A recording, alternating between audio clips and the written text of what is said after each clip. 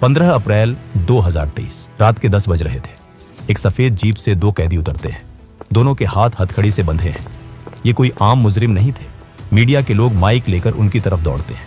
सवाल पूछे जाते हैं और तभी गोलियों की वो तड़तड़ाहट जिसने सिर्फ 9 सेकंड में पूरे भारत को सन्न कर दिया। 3 नौजवान शूटर्स जिन्होंने पुलिस के कड़े घेरे को तोड़कर भारत के सबसे खूंखार माफिया सरगना अतीक अहमद और उसके भाई अशरफ के सिर में सटाकर गोली मार दी थी। कैमरे में कैद हुई ये हत्या एक झटके में अंजाम दी गई। इस घटना ने पूरे देश को हिला डाला।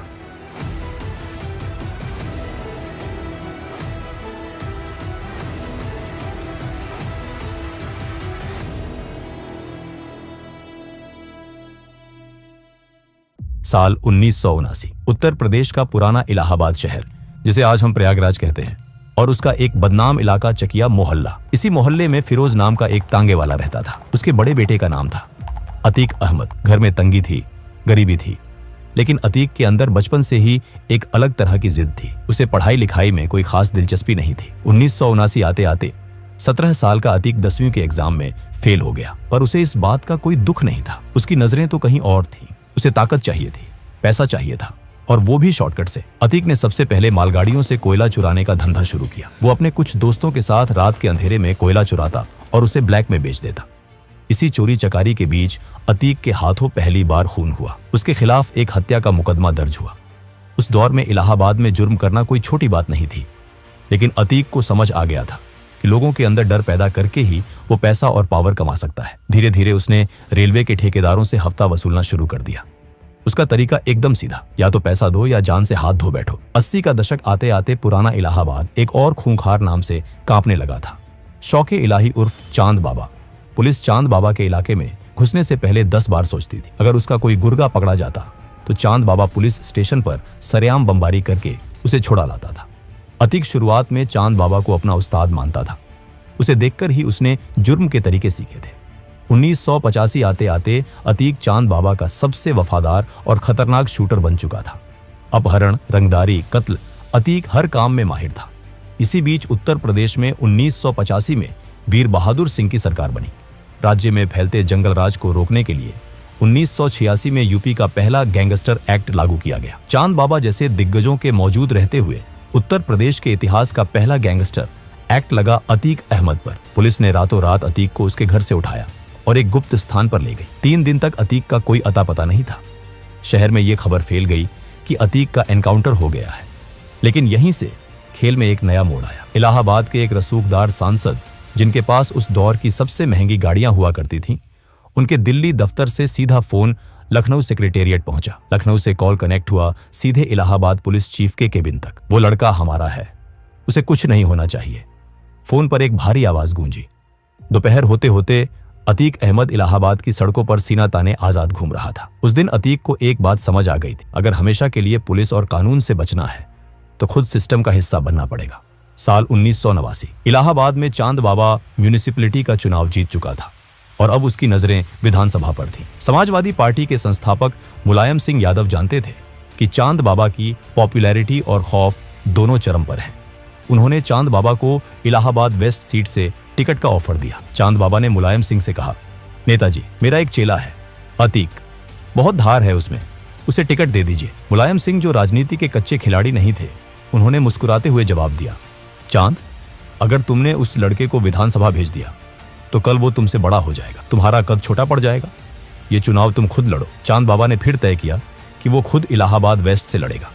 जब अतीक को यह बात पता चली कि चांद बाबा ने उसे टिकट नहीं दिया तो वो भड़क उठा। अतीक ने अपने ही गुरु के खिलाफ इंडिपेंडेंट कैंडिडेट्स नॉमिनेशन पेपर भर दिया। चुनाव हुए। वोटिंग के नतीजे आने से 4 दिन पहले ही हवा का रुख अतीक की तरफ मुड़ चुका था। चांद बाबा समझ गया कि ये तांगे वाले का लौंडा अब उसके हाथ से निकल चुका है। उसने अतीक को खत्म करने का मौत का फरमान जारी कर दिया। इलाहाबाद वेस्ट का एक ढाबा में अतीक अपने गैंग के साथ चाय पी रहा था। चांद बाबा को भनक लग गई। वो अपनी हथियारों से लैस फौज लेकर वहां पहुंचा, लेकिन अतीक को इस हमले का पहले से अंदाजा था। जैसे ही चांद बाबा वहां पहुंचा, चारों तरफ से गोलियों की बारिश हुई। अतीक की बंदूक से निकली गोलियों ने चांद बाबा के सीने को छलनी कर दिया। गुरु अपने ही चेले के हाथों सड़क पर तड़प तड़प कर मारा गया। अगले 1 हफ्ते के अंदर अतीक के गुर्गों ने गिद्धों की तरह चांद बाबा के गैंग के हर एक आदमी को चुन चुन कर मौत के घाट उतार दिया। चुनाव के नतीजे आए। अतीक अहमद पहली बार इलाहाबाद वेस्ट से विधायक बन चुका था। अब वो सिर्फ एक माफिया नहीं था, वो माननीय अतीक अहमद था। विधायक बनने के बाद अतीक का खौफ पूरे इलाहाबाद में फैल गया। जिस रेलवे यार्ड से वो कभी लोहे के टुकड़े चुराता था, अब उस पूरे रेलवे स्क्रैप का टेंडर सिर्फ अतीक के नाम पर छूटता था। दहशत इस कदर थी कि कोई दूसरा ठेकेदार अतीक के सामने टेंडर का फॉर्म भरने की हिम्मत तक नहीं जुटा पाता था। 1991 और 1993 के चुनाव उसने लगातार जीते। उसके पास अब 120 से ज्यादा शार्प शूटर्स की एक पूरी प्राइवेट आर्मी थी। अतीक जल्द ही मुलायम सिंह यादव की समाजवादी पार्टी के करीब आ गया। समाजवादी पार्टी का साथ मिलते ही अतीक का कद बहुत बड़ा हो गया। वो चौथी बार विधायक बना। विधायक की कुर्सी पर बैठकर उसने सैकड़ों लोगों की जमीनों, मकानों और दुकानों पर रातों रात कब्जा कर लिया। इसी दौरान 1995 में यूपी की राजनीति में एक ऐसा कांड हुआ जिसने पूरे देश को हिलाकर रख दिया। इसे गेस्ट हाउस कांड कहा जाता है। उस वक्त यूपी में एसपी और बीएसपी की गठबंधन सरकार थी, लेकिन बीएसपी सुप्रीमो मायावती इस गठबंधन को तोड़ना चाहती थी। 2 जून 1995 को मायावती लखनऊ के स्टेट गेस्ट हाउस में अपने विधायकों के साथ मीटिंग कर रही थी। जब एसपी के नेताओं को भनक लगी कि सरकार गिरने वाली है, तो वो बौखला गए। अतीक अहमद के नेतृत्व में एसपी के गुंडों और विधायकों की एक भारी भीड़ ने गेस्ट हाउस पर हमला कर दिया। दरवाजे तोड़े गए, गालियां दी गईं और मायावती के साथ बदसलूकी की कोशिश की गई। अगर उस दिन कुछ पुलिस अफसर बीच बचाव न करते तो बहुत अनर्थ हो सकता था। इस घटना ने साबित कर दिया कि सत्ता के नशे में अतीक और उसके जैसे बाहुबली लोकतंत्र को जूते की नोक पर रखते थे। उसी साल 1996 में सिविल लाइंस इलाके में एक मशहूर व्यापारी अशोक साहू की दिन दहाड़े हत्या कर दी गई। इस मर्डर को अंजाम दिया था अतीक के छोटे भाई खालिद अजीम उर्फ अशरफ ने। पुलिस अशरफ को पकड़ने दौड़ी, लेकिन जब रिकॉर्ड खंगाले गए तो पुलिस अधिकारियों के पैरों तले जमीन खिसक गई। जिस वक्त अशोक साहू के सीने में गोलियां उतारी जा रही थी, सरकारी कागजों के मुताबिक अशरफ उस वक्त चंदौली जेल की सलाखों के पीछे बंद था। अतीक ने जेल के पूरे सिस्टम को खरीद लिया था। अशरफ की जगह कोई और शख्स अशरफ के नाम पर जेल में हाजिरी लगा रहा था।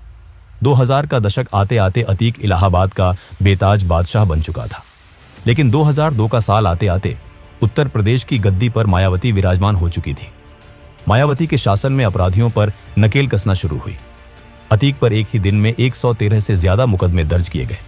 इलाहाबाद में लालजी शुक्ला जैसे तेजतर्रार पुलिस अफसर को अतीक के पीछे लगा दिया गया। 7 अगस्त 2002 इलाहाबाद हाई कोर्ट में अतीक की पेशी थी। अचानक कोर्ट परिसर में एक जोरदार बम धमाका हुआ। कई पुलिस वाले लहूलुहान होकर गिर पड़े, लेकिन इसमें अतीक को कुछ नहीं हुआ। अतीक ने मीडिया के सामने बयान दिया, ये पुलिस और मायावती सरकार मुझे मरवाना चाहती है। लालजी शुक्ला ने मुझ पर बम फेंकवाया है। लेकिन जब पुलिस ने जांच की और इकलाक नाम के एक शख्स को गिरफ्तार किया, तो जो सच सामने आया उसने सबको चौंका दिया। ये बम धमाका खुद अतीक और उसके पिता ने पुलिस पर दबाव बनाने और जनता की सिंपैथी बटोरने के लिए करवाया था।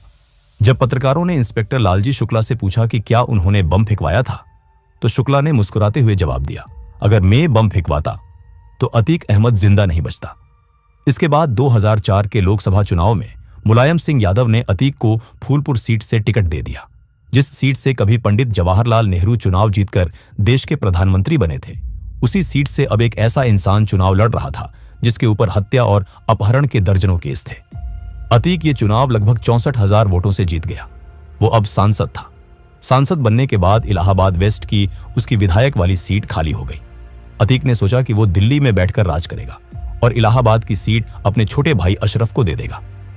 उसने अशरफ को उस सीट से उपचुनाव में उतार दिया, लेकिन यहीं से अतीक की बर्बादी की स्क्रिप्ट लिखी जानी शुरू हुई। अशरफ के खिलाफ बीएसपी ने एक युवा नेता को टिकट दिया जिसका नाम था राजू पाल। राजू पाल खुद कोई दूध का धुला नहीं था, वो एक हिस्ट्री शीटर था। कभी राजू अतीक के ही गैंग के लिए काम करता था, लेकिन उसमें एक बात थी, वो अतीक से डरता नहीं था। जब उपचुनाव के नतीजे आए तो अतीक के पैरों तले से जमीन खिसक गई। उसका भाई अशरफ बीएसपी के राजू पाल से चुनाव हार गया। ये अतीक के लिए सिर्फ एक हार नहीं थी, ये उसके गुरूर पर एक तमाचा था।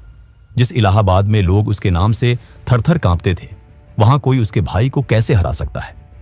अतीक को लगा कि अगर उसने राजू पाल को नहीं हटाया तो शहर से उसका खौफ खत्म हो जाएगा।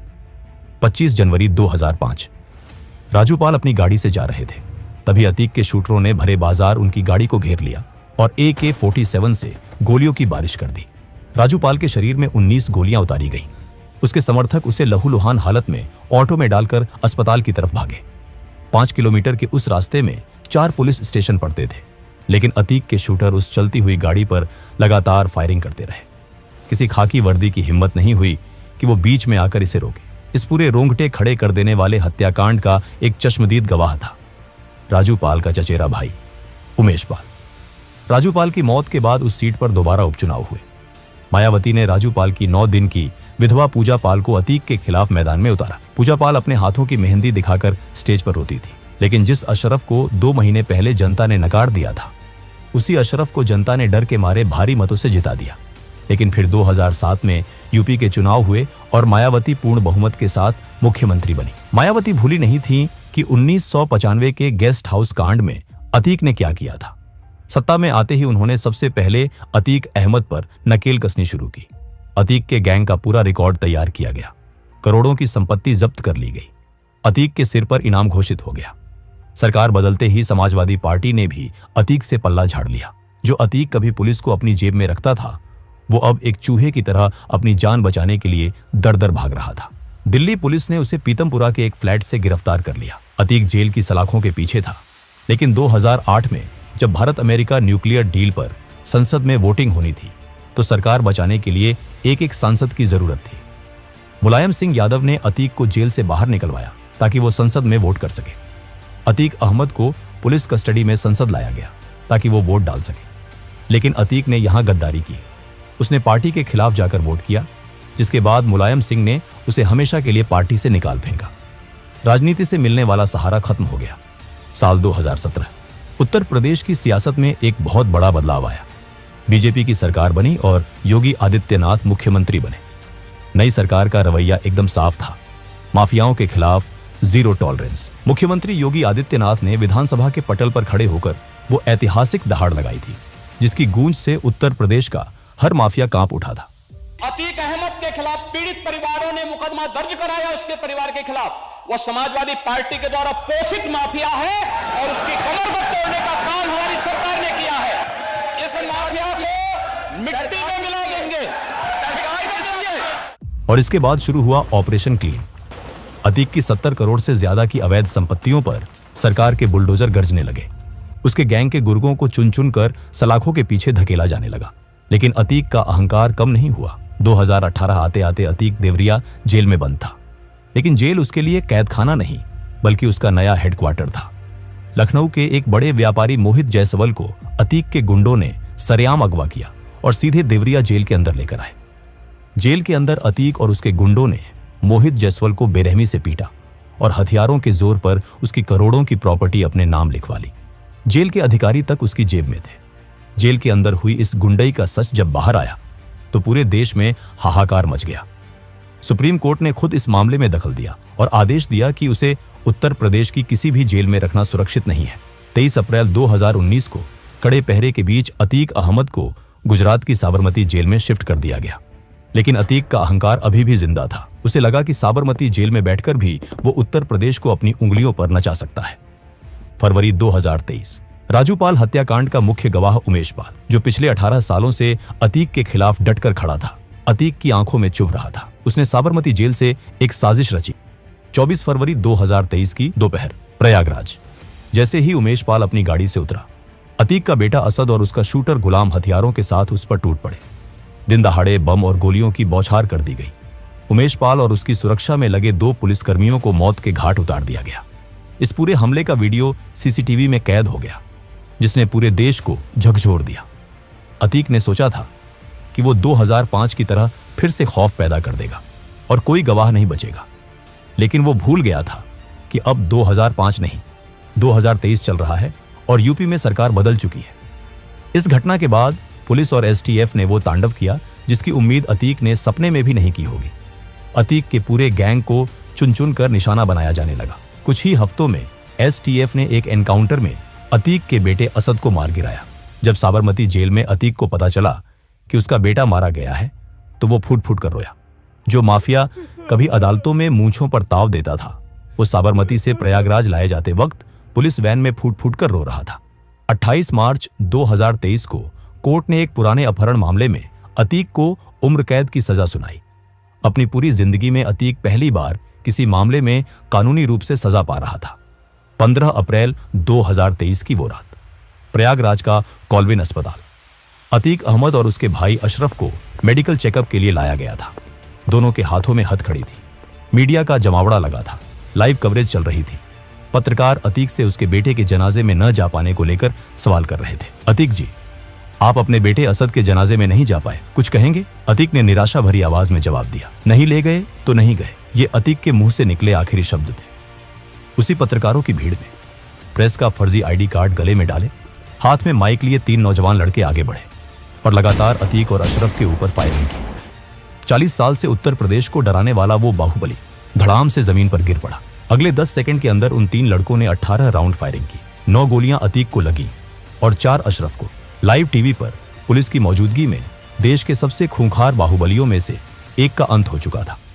गोली चलाने वाले उन तीनों हथियारों ने भागने की कोशिश नहीं की। उन्होंने तुरंत हथियार डाल दिए और पुलिस के सामने सरेंडर कर दिया।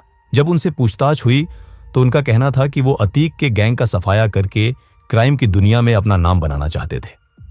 आज वो तीनों जेल की सलाखों के पीछे हैं और मामले की जांच चल रही है। लेकिन क्या यह सच था? क्या ये तीनों सिर्फ मोहरे थे? पूछताछ में अतीक ने कई पॉलिटिशियंस, बड़े बिल्डर्स और भ्रष्ट अधिकारियों के राज्य खोलने की धमकी दी थी। क्या उनमें से किसी ने अपने राज दफन करने के लिए अतीक को हमेशा के लिए खामोश कर दिया? यह सवाल आज भी हवा में तैर रहा है। जांच एजेंसियों की चार्जशीट में जांच के दौरान यह चौंकाने वाला खुलासा हुआ कि अतीक अहमद के तार सीमा पार पाकिस्तान की कुख्यात खुफिया एजेंसी ISI और आतंकी संगठन लश्कर-ए-तैयबा से जुड़े हुए थे। पंजाब के रास्ते ड्रोन से जो हथियार गिराए जाते थे वो अतीक के गैंग तक पहुंचते थे। जिन हथियारों की कंसाइनमेंट सरहद पार से आती थी उसका सीधा इस्तेमाल हमारे ही देश की धरती पर बेगुनाहों का खून बहाने के लिए किया जाता था।